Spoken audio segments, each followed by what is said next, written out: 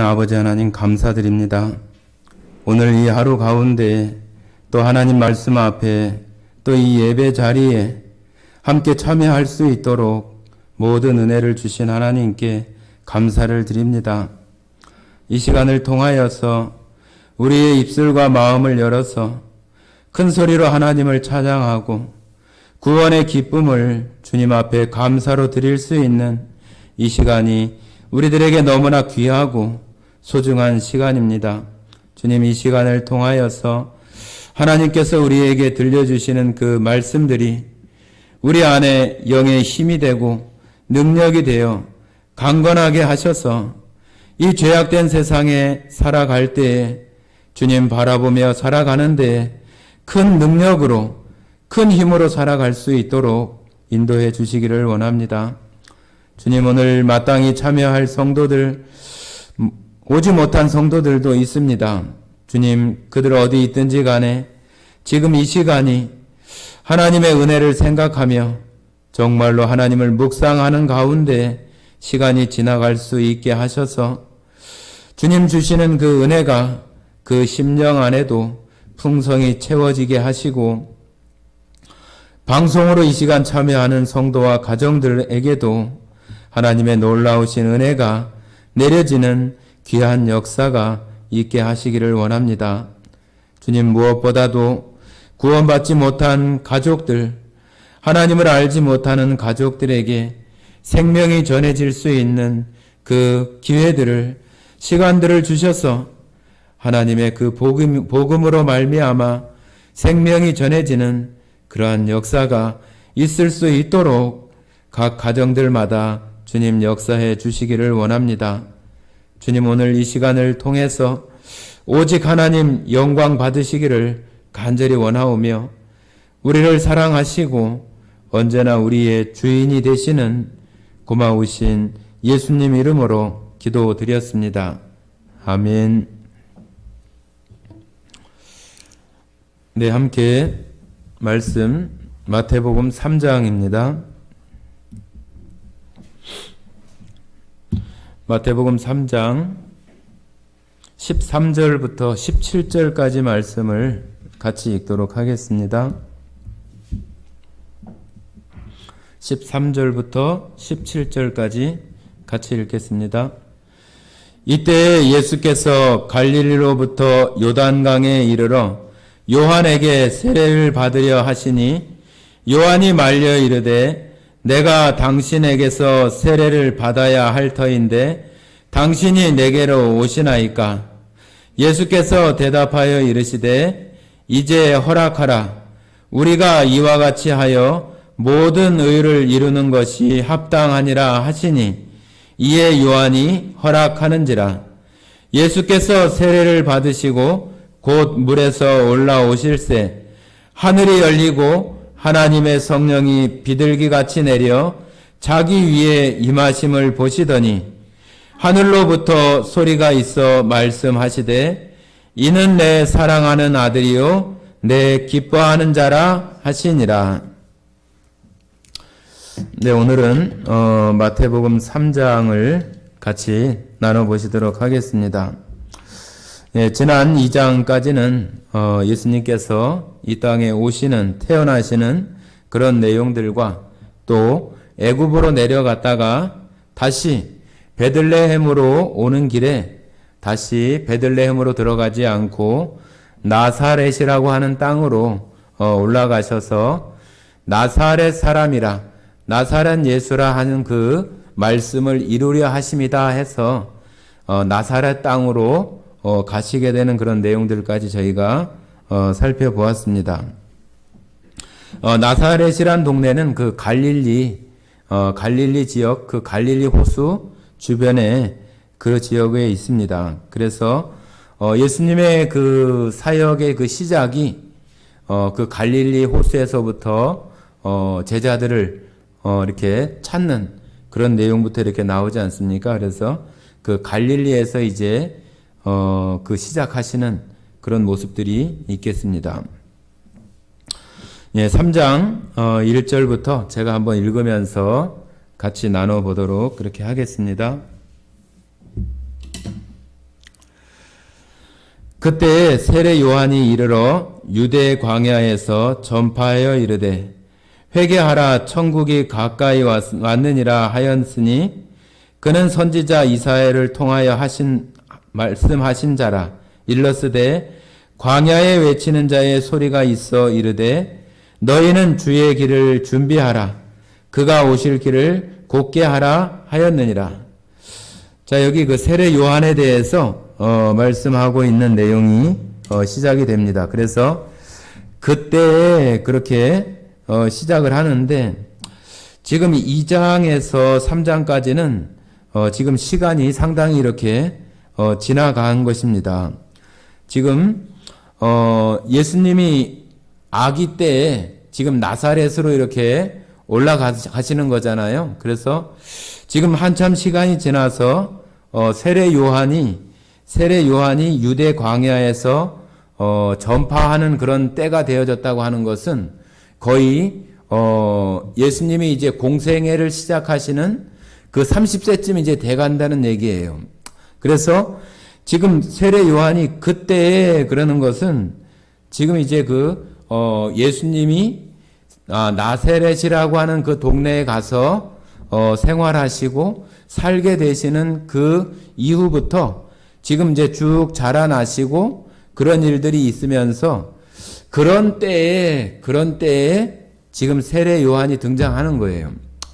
세례 요한은 아시는 것처럼 예수님보다 6개월 먼저 이렇게 태어나는 사람이잖아요. 그래서 예수님과 나이 차이가 뭐 거의 없다고 봐야 되죠. 똑같이 6개월 정도의 그 차이를 두고 있는 사람이기 때문에 지금 세례 요한이 이와 같이 그 회개의 세례를 전파하는 그런 시점이라고 한다면은 거의 그런 그 나이, 30세의 그런 나이가 다 지금 채워진 상태에서 이와 같은 일이 지금 시작되고 있는 것을 설명합니다. 예수님께서 뭐 12살에 예루살렘에 가서 그 회당에 들어갔다가 또 예수님을 잃어버리고 부모가 오는 내용은 누가복음에는 나오는데 지금 마태복음에는 나오지 않아서 나사렛에 있는 그 기간들이 어찌 보면은 30세까지는 예수님으로서의 어떤 그 공적인 하나님께서 이 땅에 보내신 일을 이루시기 위한 그 시작을 하시기 전까지의 기록은 2장에 나오는 그게 다예요. 그러니까 지금 이제 3장이 시작되면서부터는 예수님의 공생애와 세례 요한의 그런 회개의 세례를 전파하는 그런 것들이 시작되는 그런 즈음이라고 우리가 보면은 되겠습니다. 그래서 세례 요한이 지금 회개하라 천국이 가까이 왔느니라 하였으니 그는 선지자 이사야를 통하여 말씀하신 자라. 일러스되 광야에 외치는 자의 소리가 있어 이르되 너희는 주의 길을 준비하라. 그가 오실 길을 곧게 하라 하였느니라. 자, 여기 세례 요한이 주의 오시는 길을 준비하고 그 길을 평탄케 하고 곧게 하라고 하시는 그 이사야서에 나오는 그 말을 구약 성경을 인용하면서 지금 그 세례 요한이 자신이 그러한 역할을 하는 사람으로서 외치는 자의 어떤 모습으로 자신을 말하고 있는 거죠. 자, 이사야 40장 3절 한번 보십니다. 우리가 읽었던 그 성경이 거기 그대로 이렇게 나와 있습니다. 이사야 40장 3절 같이 읽어보겠습니다. 외치는 자의 소리여 이르되 너희는 광야에서 여호와의 길을 예비하라. 사막에서 우리 하나님의 대로를 평탄케 하라. 자, 여기는 그 여호와의 길을 예비하라고 이렇게 말씀하셨고, 여기 마태복음에서는 주의 길을 준비하라. 그가 오실 길을 곧게 하라. 그렇게 해서 조금은 그 다른 표현으로 이렇게 말하고 있어요. 그래서 지금 40장에 보면은 여호와의 길을 예비하라 그렇게 하잖아요. 여호와는 뭐 우리가 만왕의 왕이시고 만주의 주이신 그가 오시는 그 길, 그러니까 지금 마태복음이 기록되는 그 시기는 로마 시대잖아요, 로마.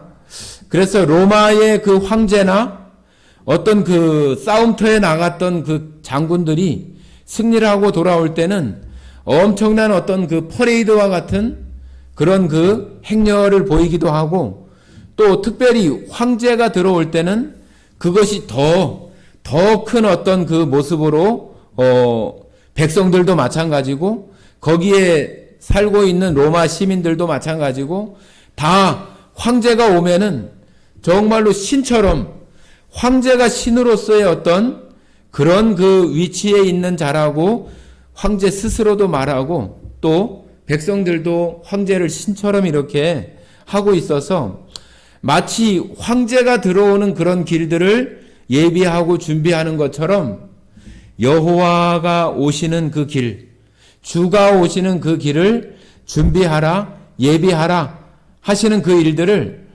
백성들에게 외치면서 침례 요한 또한 자신이 그런 길들을 준비하는 사람으로, 준비하는 외치는 자의 소리로 자신이 그러한 역할들을 하고 있는 것들을 우리가 볼 수 있겠습니다. 마태복음 3장 다시 가보시면은 지금 백성들에게도 그와 같이 선지자의 글에 나와 있는 대로 주의 길을 준비하고 그가 오실 길을 곧게 하라. 정말로 만왕의 왕이시고 만주의 주가 되시는 그 예수 그리스도, 메시아 그리스도가 오시는 그 길을 준비하라고 이렇게 말하면서 그 회개의 세례, 죄에 대한 회개의 세례를 베푸는 것도 이 주가 오시는 그 길을 평탄케 하고 준비하는 그런 어떤 한 가지의 그 일환이라고 우리가 말할 수 있겠잖아요. 그래서 백성들에게 그렇게 외쳤을 때 많은 사람들이 실제로 요단강에 나와서 세례를 받고 정말로 그 물속에 세례 요한으로부터 침례를 받는 그런 일들이 있게 되는 걸 우리가 보게 되잖아요. 자, 4절 보시면은 세례 요한이 어떤 사람인지를 이렇게 표현하고 있는데요. 4절 같이 읽어볼까요? 4절. 이 요한은 낙타털 옷을 입고 허리에 가죽띠를 띠고 음식은 메뚜기와 석청이었더라.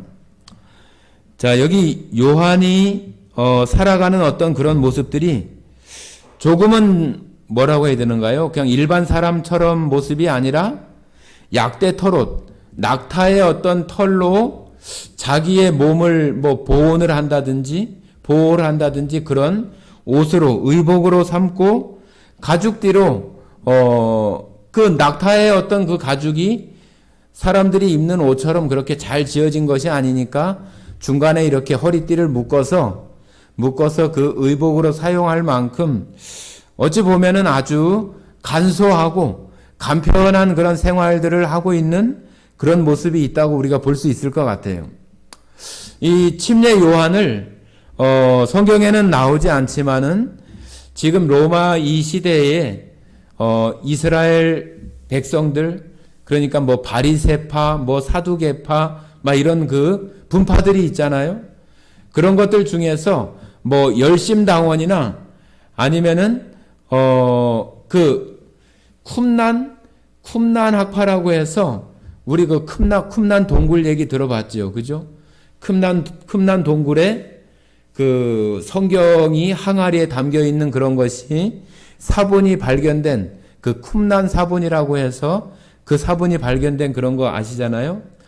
그때 당시에 그 쿰난 그런 지역의 동굴에 들어가서 성경을 필사하고 성경을 보존하고 그랬던 사람들이 쿰난 그런 파의 사람들이에요. 그러니까 이 침례 요한도 그런 사람들의 영향이나 또 에세네파, 또 열심당원, 그런 사람들의 어떤 영향들을 많이 받아서 특별히 에세네파나 쿰난 그런 속에 속해 있는 사람들의 영향을 받아서 그냥 이런 그 사람들과 같이 이렇게 도시 가운데 사는 게 아니라 여기 설명하고 있는 것처럼 광야 같은 데 이렇게 들어가서 사람들과 좀 떨어져서 정말로 성경이나 율법을 묵상하고 그런 것들 가운데 지냈던 사람이 침례 요한이라고 이렇게 할 수 있는 거죠.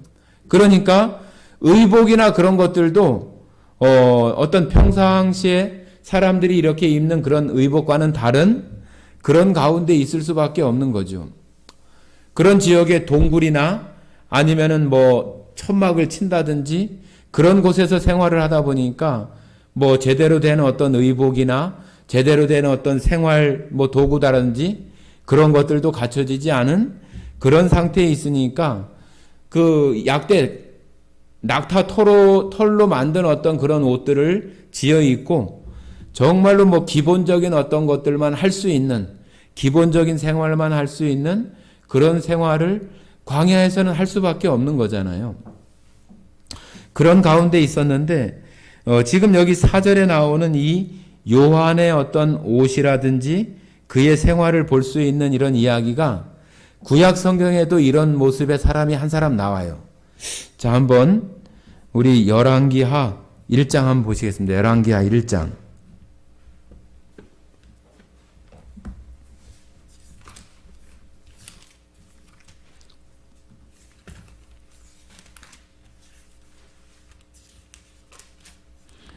열왕기하 1장 8절 한번 읽어보겠습니다. 8절 같이 읽겠습니다. 그들이 그에게 대답하되 그는 털이 많은 사람인데 허리에 가죽띠를 띠었더이다 하니 왕이 이르되 그는 디셉 사람 엘리야로다. 좀 비슷하죠, 그죠? 엘리야가 하고 있는 어떤 외형적으로 보이는 모습이나 지금 침례 요한이 지금 하고 있는 모습이나 좀 이렇게 흡사해요.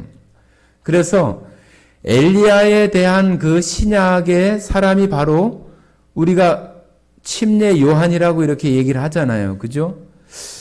그러니까 주님이 오시기 전에 그 길을 준비하고 그렇게 해야 되는데 먼저 엘리야가 먼저 와야 된다. 그렇게 말하는 말씀이 있잖아요. 자, 다시 마태복음으로 오셔서 마태복음 앞에 있는 구약 성경 말라기 한번 봐보십니다. 말라기 4장 5절 한번 읽어보겠습니다. 4장 5절.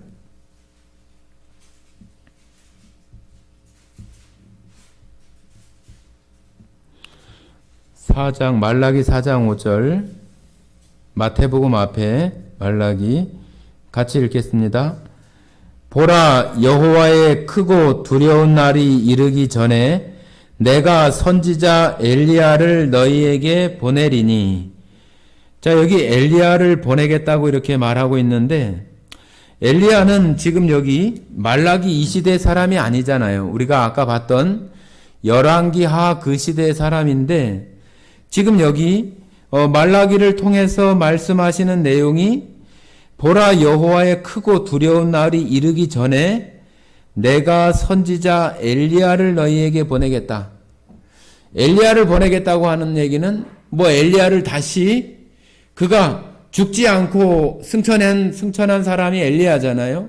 그가 다시 이 땅에 내려와서 온다는 이야기가 아니라 엘리야와 같은 그런 일을 하는 그런 선지자가 먼저 와야 지금 말라기 4장 5절에 말하고 있는 여호와의 크고 두려운 날이 이르기 전에 내가 선지자 엘리야를 너희에게 보내겠다고 한 사람이 바로 침례 요한을 두고 하는 얘기예요.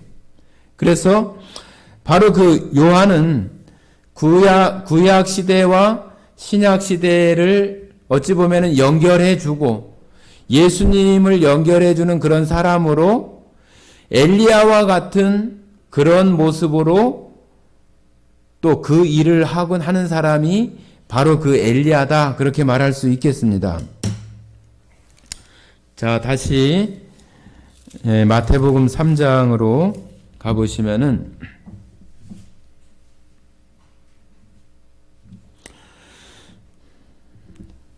자, 5절 한번 제가 읽겠습니다. 5절 예, 4절 잠깐만요. 4절에서 요한이 먹는 음식이 메뚜기와 석청이었더라 하는 것도 이때 당시에 그 유대인들이 가지고 있는 뭐 음식이라든지 또 먹어야 된다든지 먹지 말아야 된다든지 그런 것에 대한 율법도 여기 메뚜기나 석청 이런 것들이 특별히 그 앞에 있는 그 메뚜기는 레위기에 보면은 먹어도 되는 어떤 그런 음식으로 이렇게 설명하고 있어서 세례 요한, 침례 요한 역시도 그냥 그 자신이 그냥 성경이나 그런 것에 무관심한 자가 아니라 이 세례 요한, 침례 요한의 아버지가 제사장이잖아요. 그죠? 제사장. 그리고 당연히 그 아들인 그 요한이 제사장이 되는 것은 당연한데 그가 아버지로부터나 그 가정에서나 또 광야에 나가서 하나님의 율법이나 구약 성경에 대해서 정말로 그 자신이 하나님의 어떤 택한 사람으로서 구약에 나오는 말라기에 나오는 것처럼 그 길을 예비하는 사람으로서의 그 역할에 자신이 들여지게 되는 그런 모습들을 자신이 하나님 앞에 쓰임을 받기 위해서 쓰임을 받는다고 하는 것은 하나님께서 그 사람을 택해서 하나님의 일을 하시는데 그가 그 일을 할 만한 그런 사람이 되어 있고 준비가 되어 있어야 되잖아요.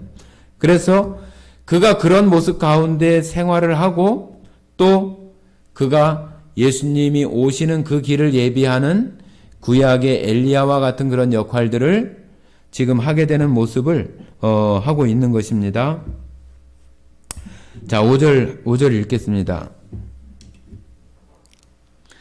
이때에 예루살렘과 온 유대와 요단강 사방에서 다 그에게 나와 자기들의 죄를 자복하고 요단강에서 그에게 세례를 받더니, 자, 여기 보면은 세례 요한이 요단강에서 이렇게 세례를 베푸는 그런 모습이 어느 그냥 뭐 몇 사람만의 그런 일이 아니라 여기 보면은 뭐라고 그랬어요? 온 유대와 요단강 사방에서 다 그에게 나왔다고 그래요.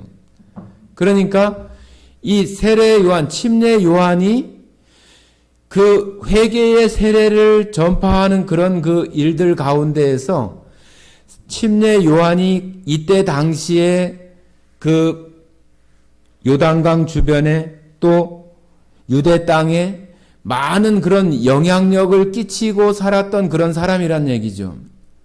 그 영향력이라는 게 그냥 어떤 지위가 높아서가 아니라 하나님의 어떤 사람으로 하나님의 선지자의 어떤 역할이나 그런 역할을 하는 사람으로 많은 사람들에게 영향력을 끼칠 만한 그의 삶의 어떤 태도나 모습들이 사람들로 하여금 그의 말을 따라서 세례를 받는다든지 그런 일들을 할 만큼 주변의 사람들에게 많은 어떤 영향력을 미칠 수 있는 그런 인물이었다고 하는 거예요. 그래서 이때 당시에 세례 요한이 가졌던 어떤 영향력은 굉장히 이렇게 컸다고 이렇게 얘기를 합니다. 그래서 헤롯 왕인 헤롯 왕도 지금 이 세례 요한이 자기가 그 형제의 아내를 취한 것을 갖다가 책망했을 때에 그 세례 요한을 바로 죽이지 못하고 옥에다 가두게 되잖아요. 그죠? 그래서 이 세례 요한의 하는 그 일들에 많은 백성들이 그의 어떤 하는 일들을 따라서 이 세례를 받는 회개의 세례를 베푸는 이 장소에 많은 사람들이 이렇게 나오게 되는 것이 세례 요한의 어떤 그 당시의 어떤 영향력이 또 활동이 얼마나 어떤 컸었던가 하는 것들을 우리가 살펴볼 수 있는 내용이라고 볼 수 있겠습니다. 자, 7절 읽어보겠습니다. 7절. 요한이 많은 바리새인들과 사두개인들이 세례 베푸는 대로 오는 것을 보고 이르되 독사의 자식들아 누가 너희를 가르쳐 임박한 진노를 피하라 하더냐. 자, 여기 보면은 그 바리새인들이나 사두개인들도 세례 베푸는 곳에 이렇게 왔어요. 세례를 받으려고 하려고 왔다기보다는 요한이 어떤 인물이고 얼마나 사람들에게 영향을 끼치고 또 어떤 잘못된 것을 하고 있는가, 그런 것들을 살피려고 왔겠지요. 나름대로 자신들은 하나님의 율법을 잘 쫓아서 생활하고 하나님 앞에 의롭게 살아간다고 자부하던 사람들이 바로 바리새인들과 사두개인들이나 그런 지도층에 있는 사람들이었기 때문에 이 사람들이 거기까지 찾아온다고 하는 것도 정말로 많은 사람들이 세례 요한을 따르고 추종하는 것들을 좀 어떤 경계하거나 그런 마음들이 바리새인들이나 사두개인들에게도 있었기 때문에 지금 이 세례를 베푸는 이 자리에까지 그들이 나온 거죠.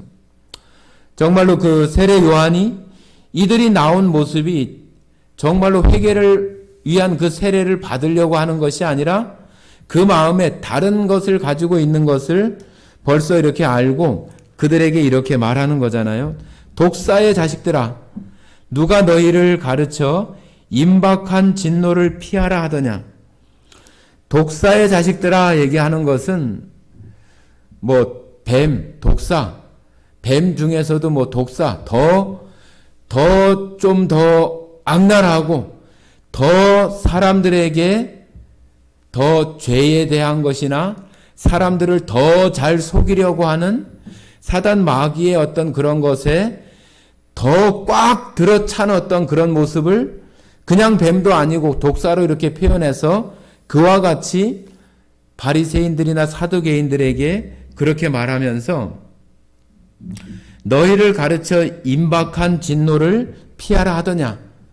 임박한 진노라고 하는 것은 그 진노가 지금 얼마 시간이 남지 않은 좀 긴박한 상태에 지금 되어 있다. 침례 요한이 지금 회개의 세례를 베푸는 이러한 것은 지금 주가 오시는 그때가 다 되어졌기 때문에 지금 바리새인들이나 사두개인들이나 그런 사람들이 심판받아야 될 때가 머지않은 그런 때에 있다고 하는 것을 여기 임박한 진노라고 이렇게 표현하면서 그들이 정말로 하나님의 어떤 의에 이르지 못하는 그런 상태에 있는 것들을 지적하면서 그들이 심판받게 될 것에 대한 것을 이렇게 말하고 있는 것입니다.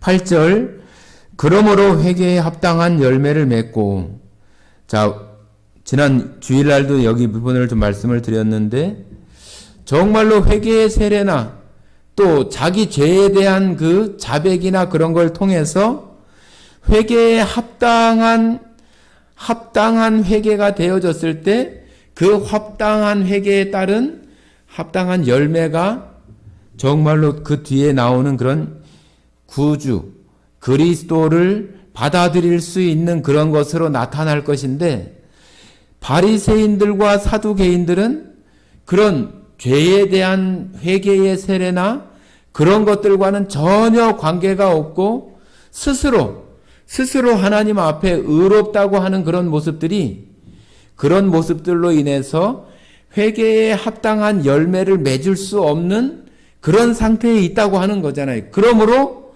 회개에 합당한 열매를 맺을 수 있게 하라고 그들에게 지금 말하고 있는 거잖아요. 자, 9절입니다. 속으로 아브라함이 우리 조상이라고 생각하지 말라. 내가 너희에게 이르노니 하나님이 능히 이 돌들로도 아브라함의 자손이 되게 하시리라. 이 말씀은 유대인들이, 이스라엘 백성들이 자기들이 아브라함의 후손이기 때문에 하나님의 선택된 백성으로서 하나님 나라, 하나님의 백성이 된다고 하는 것에 대한 자기 안에 있는 그런 확신, 자기가 갖는 스스로의 그런 확신에 차 있어서 아브라함이 자기의 조상이라고 하는 것이 오히려 자신들을 하나님과 멀어지게 하는 그런 것이 되어진 줄 모르고 그저 나는 아브라함의 자손이라고 하는 것에 대한 자랑만, 어떤 자부심만 가지고 있는 그런 것으로 회개에 합당한 열매, 그리스도를 받아들일 그럴 준비가 전혀 되어 있지 않는 그들에게 이 세례 요한은 이 돌들로도, 하나님께서는 이 돌들로도 아브라함의 자손이 되게 하실 수 있다. 그러니까 너희는 어찌 보면은 이 돌이 하나님의 능력 안에서 아브라함의 백성이 되어지는 그런 것이 있는데 너희는 그런 것들조차도 되어질 수 없도록 자신들이 아브라함의 후손이라고 하는 것만 붙들고 있는 그런 모습들을 책망하고 그러고 있는 거잖아요. 그러면서 그들이 지금 처해 있는 상황을 이렇게 얘기를 합니다. 10절에 이미 도끼가 나무 뿌리에 놓였으니 좋은 열매를 맺지 아니하는 나무마다 찍혀 불에 던져지리라. 이미 도끼가 나무 뿌리에 놓였다고 하는 것은 벌써 지금 나무가 찍혀서 버려질 만큼의 어떤 그런 상태가 다 벌써 진작 그런 것이 다 되어졌다. 너희가 지금 너희에게 시간이 얼마 없다. 촉박하다. 임박하다. 너희에게 심판이 내려질 그 시간이 임박해 있다 하는 것을 지금 여기 이미 도끼가 나무 뿌리에 놓였다. 벌써 다 준비되어 있고 벌써 다 그 시간이 다 되어져 간다고 하는 것을 침례 요한이 이런 식으로 표현을 하는 거예요. 자, 11절입니다. 11절. 나는 너희로 회개하게 하기 위하여 물로 세례를 베풀거니와 내 뒤에 오시는 이는 나보다 능력이 많으시니 나는 그의 신을 들기도 감당하지 못하겠노라. 그는 성령과 불로 너희에게 세례를 베푸실 것이요. 지금 침례 요한 자신은 물로 회개의 세례를 베풀지만 내 뒤에 오시는 바로 그분, 그리스도 메시아 그분이 오시면은 나는 그분의 신을 들기도 감당할 수 없는 그런 사람이다. 나는 이렇게 물로 세례를 베풀지만은 그가 오시면은 성령과 불로 너희에게 세례를 베풀을 것이다. 여기 성령과 불은 두 가지예요. 두 가지. 다른 거예요. 다른 거. 성령은 성령의 세례를 받는 것은 그 그리스도, 그 메시아, 그분을 받아들이는 그분이 그들 위에 내려지는 그런 모습의 그 세례가 있는 것이고, 불로 내려지는 그런 세례는 성령의 세례가 있고 불의 세례가 있는데 그 불의 세례는 바로 심판받는 거예요. 심판. 여기 바리새인들이나 사두개인처럼 자신들이 아브라함의 자손이라고 자기 스스로 하나님 앞에 의롭다고 여기는 그런 모습 속에서 회개에 합당한 열매를 맺지 못하는 그들에게 임할 그 심판이 바로 불이에요. 불로 세례를 준다고 하는 것은 우리가 사도행전에서 마가의 다락방에 성령이 임할 때 불의 혀처럼 이렇게 내려온다고 하니까 이 성령과 이 불이 동일한 것으로 이렇게 생각할 수 있는데 그렇지 않습니다. 예수 그리스도께서 이 땅에 오시는 것은 예수 그리스도를 영접하는 자에게는 정말로 축복이고 은혜가 되지만 그러지 못한 사람들에게는 영원한 심판과 저주가 있는 것이기 때문에 바로 여기 성령과 불은 그 두 가지의 그런 심판의 의미를 지금 담고 있는 거예요. 그래서 성령은 그 그리스도로 인해서 은혜와 축복을 받는 그런 세례라고 한다면은 불로 내려지는 세례는 심판과 저주라고 하는 것을 우리가 생각해야 돼요. 예수님께서 이 땅에 오셔서 또 승천하시고 다시 재림하시는 그런 일들이 있게 되는데 정말로 마지막 때까지 그러한 일들이 이루어지지 못한다면은 정말로 그들에게는 영원한 심판, 영원한 저주가 있게 되는 것이 하나님께서 정하신 것이잖아요. 그래서 이 요한은 바로 그분을 준비하고 그분 앞에 지금 외치는 자의 소리로서 정말로 그 길을 준비하는 사람으로 자기가 있다고 하는 것을 말하고 있는 것입니다. 12절 읽겠습니다. 손에 키를 들고 자기의 타작 마당을 정하게 하사 알곡은 모아 곳간에 들이고 쭉정이는 꺼지지 않는 불에 태우시리라. 지금 여기 불에 태운다고 이렇게 명확하게 말하고 있어서 그 앞절에 나오는 성령과 불은 똑같은 그 하나가 아니라 성령과 불 두 가지의 그런 모습을 설명하고 있어서 성령은 알곡이라고 말할 수 있겠죠. 알곡에게 있는 것이고 또 쭉정이는 바로 꺼지지 않는 불에 살라버리는 그 심판이 있게 되는 것을 말하고 있는 것입니다. 자, 13절입니다. 13절. 이때 예수께서 갈릴리로부터 요단강에 이르러 요한에게 세례를 받으려 하시니, 자, 예수님께서도 세례를 받으러 오십니다. 14절입니다. 요한이 말려 이르되 내가 당신에게 세례를 받아야 할 터인데 당신이 내게로 오시나이까. 자, 여기 예수님께서 세례를 요한한테 받으러 오는 것은 예수님 스스로가 요한보다 못하다든지 요한 앞에서 어떤 많은 사람들 앞에서 자신을 겸손하게 나타내고자 하거나 그러기 위해서 세례를 베풀려고 하는 것이 아니죠. 그죠? 세례 요한이 베푸는 그런 세례와 또 예수님이 받으시는 그런 세례하고는 조금 차이가 있어요. 그죠? 예수님이 받으시는 세례는 십자가를 지시기 위한 이 모든 사람들의 죄에 대한 대속물로서 이 세상 모든 사람들의 죄를 담당하시고 안수받으시는 그런 일을 위해서 세례를 받으시는 거지, 어떤 회개의 세례, 또 일반 백성들이 받는 그런 세례를 받으시기 위해서 오시는 것이 아니잖아요. 말씀드린 것처럼 요한은 신약에 이어지는 마지막, 구약에서 신약으로 넘어와서 마지막 제사장으로서 예수님에게 이 세상의 모든 죄를 담당하게 하시는 어린 양, 예수님에게 그 죄를 담당시키는 그런 세례로서의 안수를 이렇게 하시는 거잖아요. 그래서 예수님이 그렇게 머뭇거리고 있는 그 세례 요한에게 이렇게 말을 하는 거예요. 15절. 예수께서 대답하여 이르시되 이제 허락하라. 우리가 이와 같이 하여 모든 의를 이루는 것이 합당하니라 하시니 이에 요한이 허락하는지라. 자, 예수님께서 세례를 받으시는 것은 모든 의를 이루시기 위한 세례예요.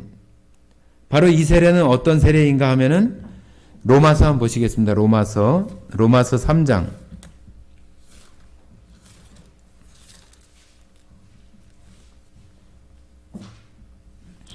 3장 21절부터 26절까지 한번 읽어보겠습니다. 여기는 같이 읽어보겠습니다. 천천히 읽겠습니다. 이제는 율법 외에 하나님의 한 의가 나타났으니 율법과 선지자들에게 증거를 받은 것이라. 곧 예수 그리스도를 믿음으로 말미암아 모든 믿는 자에게 미치는 하나님의 의인이 차별이 없느니라. 모든 사람이 죄를 범하였음에 하나님의 영광에 이르지 못하더니 그리스도 예수 안에 있는 속량으로 말미암아 하나님의 은혜로 값없이 의롭다 하심을 얻은 자 되었느니라. 이 예수를 하나님이 그의 피로써 믿음으로 말미암는 화목 제물로 세우셨으니 이는 하나님께서 길이 참으시는 중에 전에 지은 죄를 간과하심으로 자기의 의로우심을 나타내려 하심이니 곧 이때에 자기의 의로우심을 나타내사 자기도 의로우시며 또한 예수 믿는 자를 의롭다 하려 하심이라. 자, 예수님께서 세례를 받으시는 그 요한에게 침례를 받으시는 그 의미는 바로 이와 같은 의, 우리가 모든 이와 같이 해서 우리가 모든 의를 이루는 것이 합당하니라 한 그 의는 바로 로마서 지금 3장 여기 나오는 예수 그리스도가 이 땅에 오셔서 하시는 십자가를 지시는 것을 통해서 의롭게 되시고 자신도 의롭게 되시고 그 예수님을 믿는 모든 자들에게 의롭게 되는 그 영향력, 그 효과가 믿는 모든 자들에게 있는 의가 되게 하시는 것이 예수님께서 십자가에 이루시는 그 의예요, 의. 그래서 요한에게 세례를 받으시는 예수님은 바로 그 의를 이루시기 위해서 이 세상 모든 사람들의 죄를 담당하시는, 우리가 읽었던 로마서의 그 25절에 화목 제물로서의 그 세례를 받으시는 거죠. 그래서 이것이 모든 사람들에게 차별이 없는 거예요. 모든 사람들에게. 누구는 어때서 안 되고 누구는 이래서 되고 누구는 어떠니까 안 되고 그런 것이 아니라 누구나 예수 그리스도의 그 의를 믿음으로 가지고 있는 모든 사람들에게 미치는 의, 그 의로 말미암아서 하나님 앞에 의롭다 인정받을 수 있게 하는 그 의가 어느 누구에게나 차별이 없다고 하는 거예요. 차별이. 부자가 됐든 가난한 사람이 됐든 병든 사람이든 병들지 않은 사람이든 다 똑같이 예수 그리스도의 그 의를 따라서 우리가 그것을 믿음으로 의롭다 인정받을 수 있는 것이 다 누구에게나 다 똑같다고 하는 거예요. 어떤 사람은 뭐가 부족하니까 뭘 더 해야 되고, 이 사람은 특별히 뭘 잘하니까 그거 안 해도 되고 그런 것이 아니라 똑같이 다 그렇다는 얘기예요. 똑같이. 하나님 형상을 따라 지음받은 모든 사람들이 한 사람 아담으로 말미암아 모두가 다 죄인 되었던 것처럼 한 사람 예수 그리스도의 그 의로운 그 십자가의 일로 말미암아 그것을 믿는 모든 사람들이 차별 없이 다 그것으로 의롭게 되는 거예요.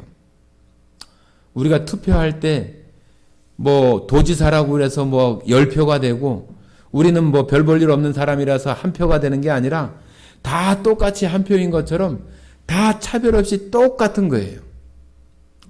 그러니까 우리가 복음을 전하는 것은 그 사람이 부유하든지 가난하든지 병들었든지 장애가 있든지 그런 것을 생각하면은 안 돼요.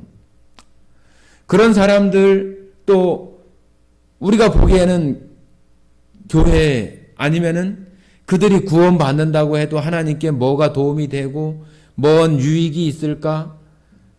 어떤 불편스러운 일들만 있지 않을까? 그런 생각을 우리가 할 수 있어요. 그러나 그런 마음이 하나님 앞에 우리들 마음이 합당한 마음이 아니에요. 그들도 다 똑같이 우리와 똑같은, 나와 똑같은 하나님의 형상을 따라 지음받은 그런 사람이고 예수 그리스도가 아니면은 구원받을 수 있는 그 방법이 그들에게도 전혀 없어요. 우리가 그들에게 복음을 전하는 것은 똑같이 건강한 사람이든 건강하지 못한 사람이든 어떤 사람이든 우리가 복음을 전해야 되는 이유가 거기에 있고, 우리가 그런 사람들이 성경에도 보면은 말씀드린 것처럼 세리와 창기가 먼저 바리새인들이나 서기관들보다 먼저 하나님의 나라에 들어간다고 이렇게 말씀하신 것처럼 그들이 오히려 지금 건강하고 뭔가 잘났다고 생각하고 똑똑하다고 생각하는 사람들은 하나님 잘 믿으려고 하지 않아요. 굳이 하나님 없어도 잘 살 수 있고, 굳이 교회에 나가서 예배드리지 않아도 내가 살아가는데 불편함이 없다고 생각하는 마음이 크기 때문에 하나님을 찾으려고 하지 않아요.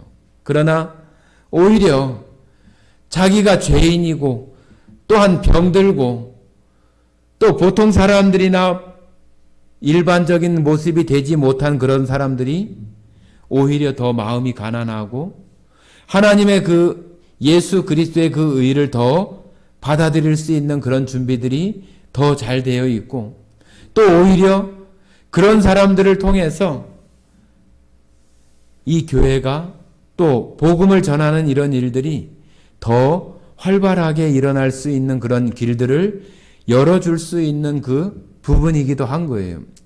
그래서 지금 당장 어떤 교회의 유익이나 또 아니면은 그들이 교회에서 뭐 어떤 봉사나 그런 것들을 생각하면서 쓸모가 있네 없네 뭐 좋네 나쁘네 그런 식으로 우리가 그들을 평가하는 것은 잘못된 그런 마음이고, 그리스도의 어떤 마음이나 하나님의 마음을 갖지 못한 그런 마음 가운데에서 되어지는 거예요. 우리가 정말로 그들에게 정말로 어찌 보면은 우리가 이렇게 건강하고 내가 괜찮은 것이 어찌 알아요. 그들이 내 대신 그런 모습일 수 있고 내 대신 그런 아픔 가운데 있을 수도 있는 것인데, 성경에서 우리들에게 모든 사람들에게 우리가 복음의 빛을 졌다고 얘기하는 것은 우리가 복음에 대한 물론 그런 빛들이 방금 말씀드린 것처럼 내가 그래도 그나마 이렇게 건강하게 살아가는 것이 어느 누가 불편하게 또 어떤 장애가 있거나 병들어 있거나 그런 것이 혹시 내가 돼야 될 그런 것을 그 사람이 대신한다고 이렇게 생각을 하면은 정말로 우리가 그들에게 그런 빚진 마음으로 내 대신 네가, 내 대신 당신이 혹시 모를 그러할 일들을 지금 겪고 있는 것으로 우리가 바라봐 줄 수 있다면은 우리들 마음에서 어떻게 그들을 향해서 어떤 것이 유익하고 불리하고 이익이 되고 어떤 세상적인 어떤 가치로 우리가 그런 부분들을 생각하고 복음을 전하려고 한다면은 복음은 전해지지 않을 거예요. 우리들 마음에서 정말로 나의 이웃, 복음을 들어야 할 사람에 대해서 차별이 없고 구별이 없다고 하는 것을 우리들 마음 가운데 가지고 다른 사람들을 그가 병들었든지 장애가 있든지 가난하든지 하나님의 형상으로 바라볼 수 있는 그런 마음들이 우리 가운데 필요한 거예요. 여기 하나님께서도 마찬가지잖아요. 병들고 장애가 있고 뭐 어떤 봉사나 그런 거 하지 못하니까 저런 사람들은 필요 없다고 그들에게 차별을 하고 그렇게 하시는가요? 안 그러잖아요. 오히려 예수님도 이 땅에 오셔서 그렇게 병들고 천대받고 멸시받는 그런 사람들과 같이 계셨지, 저 궁궐에 있는 헤롯이나 지위가 높은 그런 사람들하고 어울려 다니지 않았잖아요. 예수님도 그렇게 했는데 우리도 다른 사람들을 그런 마음으로 도와줄 수 있는 것이 되어져야죠. 그죠? 우리들 마음속에서 정말로 그런 마음으로 세상 사람들을 보고 누구든지 복음을 들어야 될 그럴 사람들, 누구도 차별하지 않고 우리가 그들을 대하는 마음들이 되어져야 교회를 목사나 특정한 사람이 운영하고 인도하는 게 아니에요. 하나님께서 그 가운데 정말로 생명이 있어질 만한 그런 그릇이 되고 그런 모습이 되면은 하나님께서 그런 사람들을 보내주는 거예요. 우리가 막 뭘 하려고 하고 이런 사람 골라서 저런 사람 골라서 하면은 하나님 보실 때 어떻게 생각하겠어요? 쟤들은 그릇이 안 되네. 쟤들한테 맡겨서는 안 되겠어. 뭐 이런 거 안 되고 저런 거 안 되고 이래서 안 되고 이러니까 안 되고 저러니까 걸러내고 하나님이 거기다가 맡기질 않겠잖아요. 우리들 마음에서 그런 시각으로 교회를 또 세상을 사람들을 볼 수 있는 그런 마음들이 필요해요. 저희 교회도 복음을 전하는 그런 일들이 뭐 아프신 분들도 있고 그러지만은 그런 분들을 위해서 저희들이 정말로 얼마나 기도를 합니까? 제가 어제 바깥에 이렇게 아파트를 이렇게 한 바퀴 몇 바퀴 돌면서 계속 기도를 했어요. 그냥 그런 분들이 지금 우리에게 나와서 복음을 들을 수 있는 그런 기회들을 주시는 그런 것에 대해서 우리의 마음들이 좁아져 가지고 그들은 이런데 저런데 어떤 그런 마음이 아니라 그 영혼 그대로의 어떤 것들을 바라봐 줄 수 있는 그런 마음이 우리 안에 있지 않다면은 하나님께서 어떻게 우리를 쓰시겠어요? 그죠?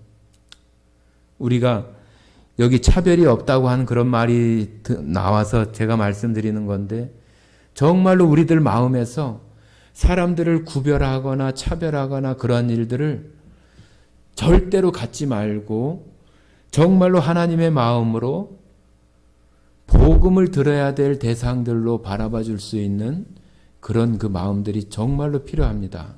그래야 하나님께서 우리 교회를 사용하시고 우리 성도들을 사용하셔서 복음을 전할 수 있는 그런 도구로 우리 교회를 쓰시는 거예요. 안 그러면은 저라도 안 하겠어요. 저라도. 우리가 자녀들도 마찬가지잖아요. 용돈을 주거나 그랬을 때 정말로 그냥 뭐 술이나 마시고 아니면은 담배나 피고 어디 오락실이나 가서 그런 거나 하고 그러면은 또 주고 싶어요? 안 주고 싶잖아요. 하나님도 마찬가지예요. 정말로 더 마음을 넓게 가지고 생각하는 사람들에게 더 줘도 그 사람은 그것을 더 넓게 쓰니까 더 주고 싶은 거잖아요. 우리들 마음이 그래야 하나님께서 우리 교회를 사용하시고 또 저 같은 사람을 사용하시고 또 성도님들을 사용하시고 그러는 거예요. 그래서 그런 마음으로 우리가 차별 없이 그렇게 하시면 좋겠습니다. 예, 다시 마태복음 3장입니다. 16절입니다. 예수께서 세례를 받으시고 곧 물에서 올라오실새 하늘이 열리고 하나님의 성령이 비둘기같이 내려 자기 위에 임하심을 보시더니 하늘로부터 소리가 있어 말씀하시되 이는 내 사랑하는 아들이요 내 기뻐하는 자라 하시니라. 자, 예수님께서 요한에게 세례를 받으시고 올라오실 때에 지금 여기 예수님도 계시고 또 하나님의 음성도 있고 성령도 이렇게 있는 어떤 그 삼위의 그 모습이 동시에 있는 그 모습이 바로 여기예요. 그죠? 하나님, 성부 하나님의 음성, 하나님의 음성이 이는 내 사랑하는 아들이요 하고 이렇게 내 기뻐하는 자라고 하는 그런 소리가 있고, 그죠? 그 다음에 성령이 그 예수님 머리 위에 세례를 받고 올라올 때 성령이 비둘기같이 임하는 그 성령의 임하는 모습이 있고, 우리가 삼위일체 하나님 그러잖아요. 그 삼위의 모습이 동시에 지금 여기 나타나는 모습이 바로 여기 이 구절이라고 이렇게 볼 수 있습니다. 물론 다른 데도 있지만은 여기가 가장 잘 나타나 있는 모습이라고 저는 생각을 합니다. 예수님께서 세례를 받고 이렇게 올라오실 때에 정말로 성부 하나님 또 성령 그 모든 것이 이렇게 함께 해서 정말로 이것이 어떤 우리가 일반적으로 얘기하는 어떤 축하나 그런 것이 아니라 지금 이것이 예수님이 이 땅에 오셔서 하나님께서 보내신 그 일을 이루시기 위한 시작이잖아요. 시작. 그죠? 시작을 정말로 그 삼위 하나님이 함께 이렇게 하셔서 그 일을 이어갈 수 있도록 또 그것이 완전하게 성취될 수 있는 그런 것들을 보여주는 모습이 바로 이 삼위의 그 하나님이 다 함께 하셔서 이 일들을 보여주고 있는 모습이라고 저는 그렇게 보고 있습니다. 예, 성도님들 오늘 여기 3장의 내용을 세례 요한에 대한 모습 또 세례를 받으시는 예수님에 대한 얘기들을 우리가 함께 나눠봤습니다. 성도님들 뭐 잘 아시는 그런 내용이지만 오늘 제가 로마서 그 3장 21절부터 드렸던 얘기들 우리 교회가 정말로 하나님 앞에 쓰여질 수 있는 것이 어떤 가운데 있어야 되는가 하는 것들을 우리가 많이 고민하고 또 정말로 기도를 많이 하는 그런 우리 교회가 됐으면 좋겠습니다. 같이 기도하고 마치겠습니다. 사랑 많으신 아버지 하나님 감사드립니다. 저희들에게 또 영혼들을 붙여주셔서 말씀을 듣게 하시는 그런 일들을 지금 있게 하시니 감사드립니다. 어리석고 또 지혜가 부족해서 또 말하는 것이 둔하지만 하나님께서 그 말씀들 가운데 역사하셔서 듣는 사람들 그 심령 안에 능력으로 임하셔서 그 말씀들이 땅에 떨어지지 않고 그 심령 안에 깊이 새겨져서 정말로 회개에 합당한 열매 그리스도 예수 그리스도를 그 마음에 영접할 수 있는 그런 놀라운 축복과 거듭남으로 인한 삶의 변화가 그들 가운데 있어지는 그런 결과들이 있게 하시기를 원합니다. 주님 오늘 이 시간 마태복음 3장으로 함께 교제 나눌 수 있게 하신 것 감사드리며 우리를 사랑하시고 언제나 우리의 주인이 되시는 고마우신 예수님 이름으로 기도드렸습니다. 아멘.